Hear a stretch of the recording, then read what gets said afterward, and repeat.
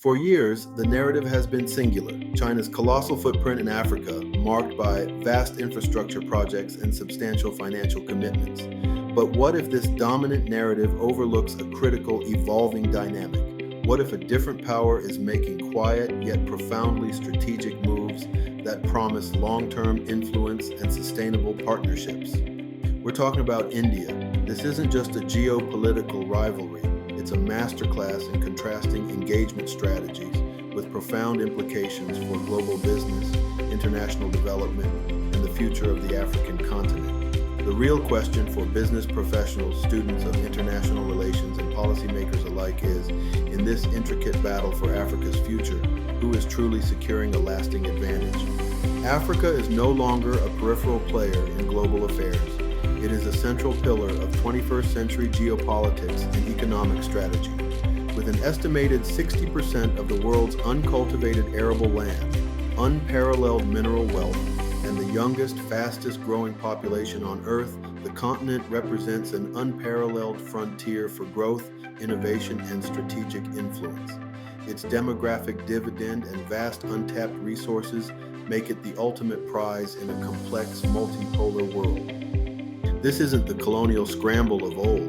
This is a sophisticated strategic competition between two Asian giants, India and China, each deploying distinct models of engagement. Understanding these divergent approaches is crucial for anyone seeking to navigate the complexities of emerging markets, assess geopolitical risks, or formulate effective foreign policy.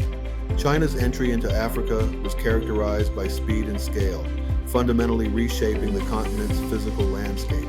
Since the early 2000s, Beijing has committed over $155 billion to African infrastructure, constructing railways, ports, stadiums, and airports. This investment, largely facilitated by Chinese state-backed banks, has been instrumental in addressing Africa's critical infrastructure deficit, enabling greater connectivity and facilitating resource extraction.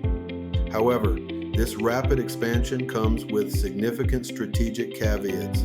A substantial portion of this funding is structured as sovereign debt, leading to widespread concerns about debt trap diplomacy. The mechanism is clear. China offers massive loans, often with opaque terms, and in cases of default, gains control over strategic assets. The acquisition of the Hambantota port in Sri Lanka, a critical maritime hub, serves as a stark global precedent for this strategy. For business professionals, this model presents both opportunities and risks. While it opens doors for large-scale projects, it also raises questions about long-term financial sustainability, national sovereignty, and the potential for geopolitical leverage. Policymakers must critically assess the trade-offs between immediate infrastructure gains and potential future liabilities, understanding that Africa gains roads, but China gains strategic leverage and access to critical resources. In stark contrast to China's capital-intensive, state-led model, India's engagement in Africa is characterized by a more nuanced, partnership-driven approach focused on capacity building and human resource development.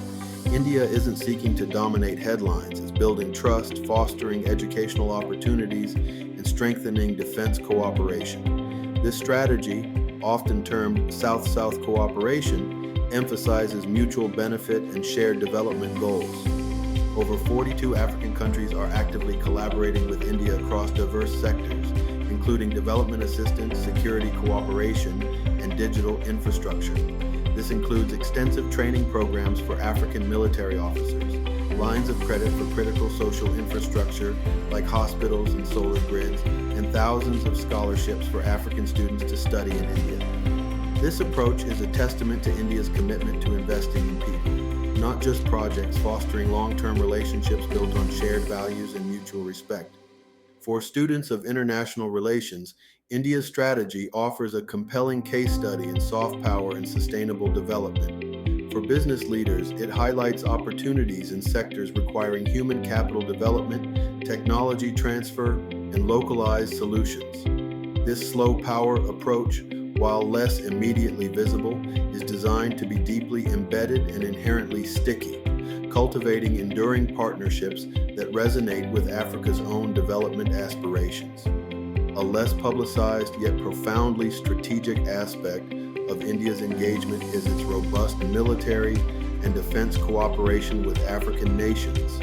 While China focuses on arms sales and naval port access, India is actively involved in training African soldiers and officers, building institutional capacity rather than merely supplying hardware. Through comprehensive defense pacts, India has trained over 2,000 African military personnel in critical areas such as counterterrorism, maritime security, and border defense.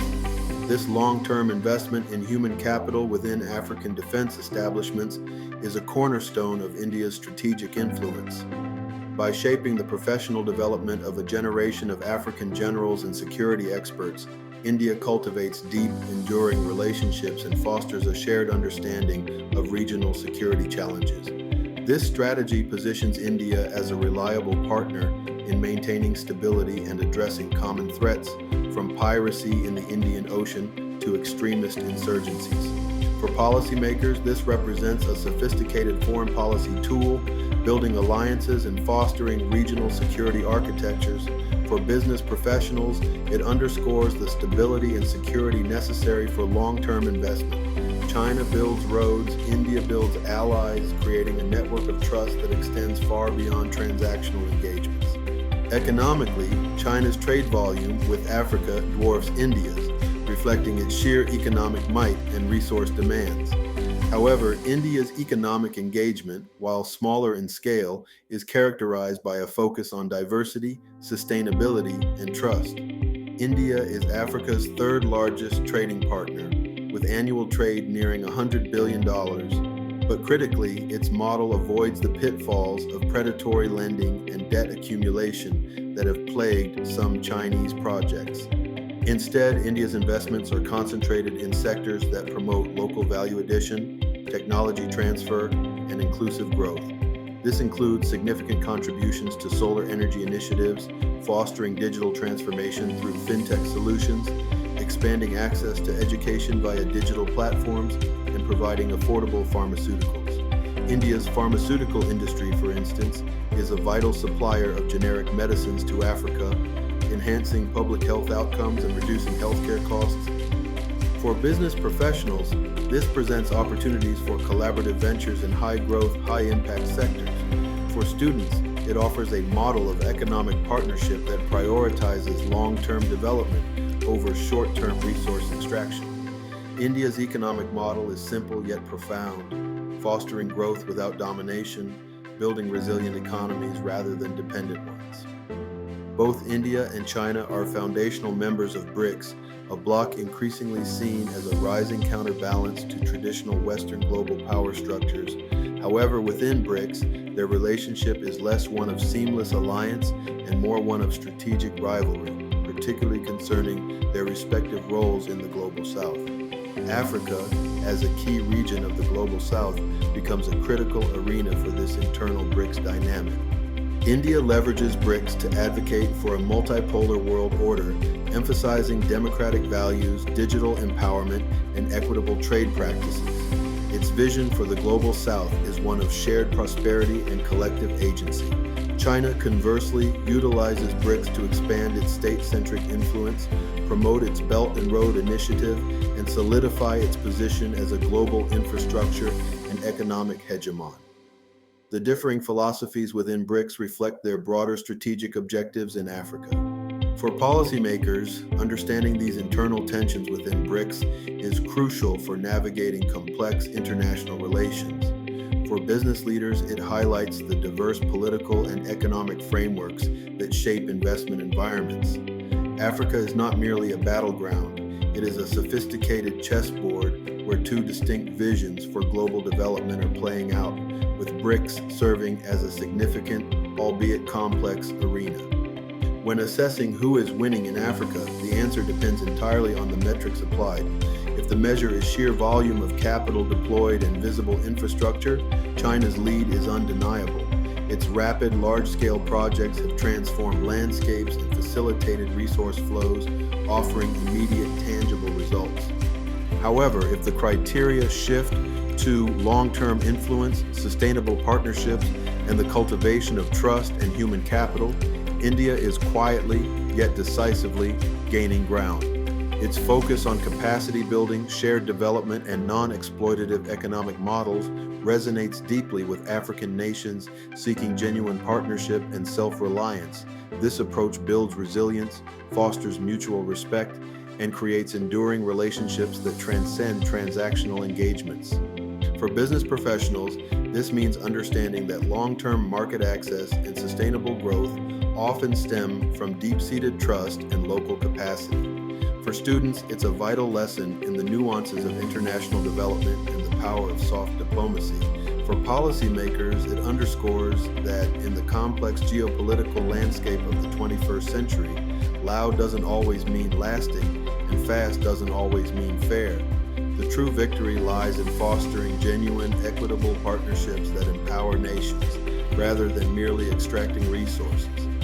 Subscribe to Politics, Power, and Policy, where we provide in-depth, strategic analyses of the power moves shaping our world. Engage with our content, share your insights in the comments, and join our community of informed global citizens.